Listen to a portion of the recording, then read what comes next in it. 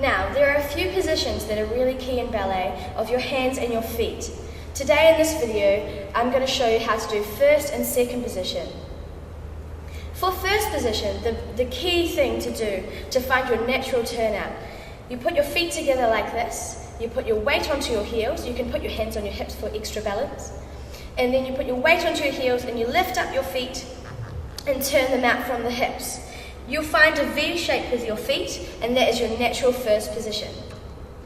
First position of the arms is when you take your arms all the way up, like you're imagining you're holding a giant beach ball, and your fingertips are going to touch your belly. They're going to be opposite your belly button.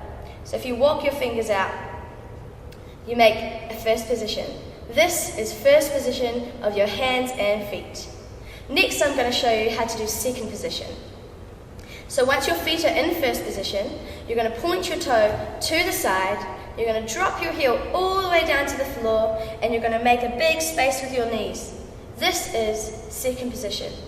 If I take my arms up to first position and reach them all the way to the side, you're going to imagine that your fingertips are reaching all the way to the side, but you don't want them to be too straight, so you want to curve your elbows a little bit. This is second position of your hands and feet.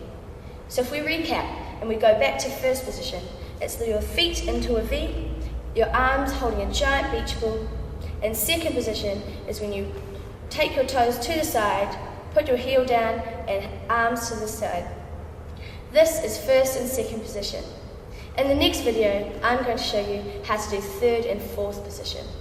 Before you go on to the next video, it's your task to practice first and second position, and then in the next video, you'll be learning how to do third and fourth position. Good luck!